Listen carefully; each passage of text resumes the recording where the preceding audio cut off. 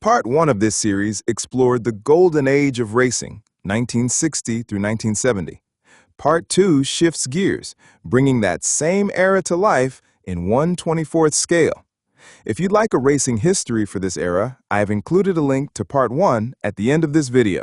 The Grand Sport Class race at Pelican Park on August 27th felt less like a typical Wednesday night and more like a haunted carnival ride. Phantom electrical failures, cars popping off their chassis, and nerfs and sudden wrecks that turned heroes into zeros made the evening feel more like a night of tricks and treats than racing. The ghosts of endurance racing were definitely stirring.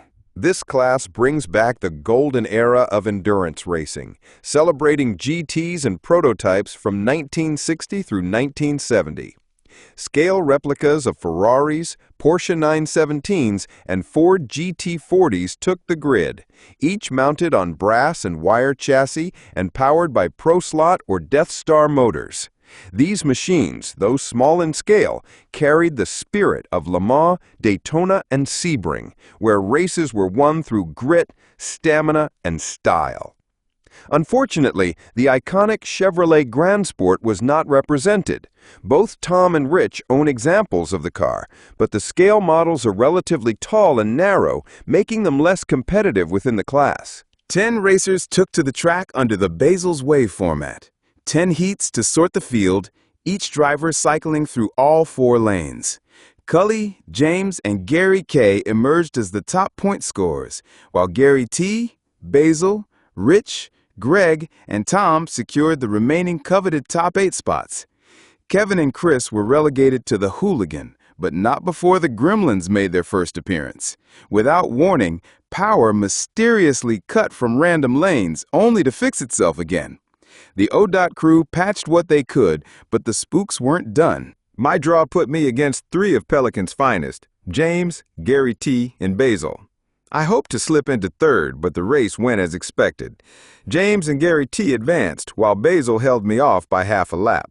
My shot at the main was done. If the first semi was routine, the second was chaos. Greg had the night's first out-of-body moment. After tangling with Cully, he thought Cully's Ferrari was his own, while his real car pounded the wall. Not to be outdone, Tom's Panteras shed its body twice as old tape gave way. Through it all, Cully and Gary K stayed clean and took the main event spots. The consolation began with promise. I slipped past a major pileup at the Dead Man and held the lead for several laps. Just stay consistent, I told myself, until I rounded the same corner again and found Tom's Pantera blocking my lane.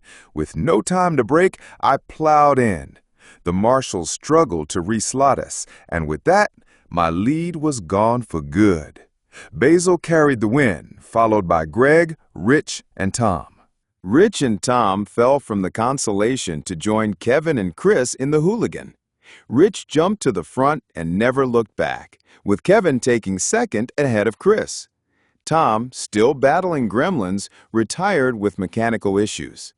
Before the race, I chatted with Kevin, who raced in Alabama before moving to Eugene. He's now building his own brass and wire cars and improving every week. It won't be long before he's running with the frontrunners. The main featured endurance racing's holy trinity, Porsche, Ferrari, and Ford, a fitting end to a night when legends came alive in miniature. Early in the first lap, James and Gary K tangled, handing the lead to Cully with Gary T close behind. Gary T soon took over. A few laps later, Gary K came off on the pit straight, and in the scramble, the marshal accidentally knocked James out as well. James recovered to retake 3rd from Gary K, and that's how it finished. Gary T, Cully, James, and Gary K.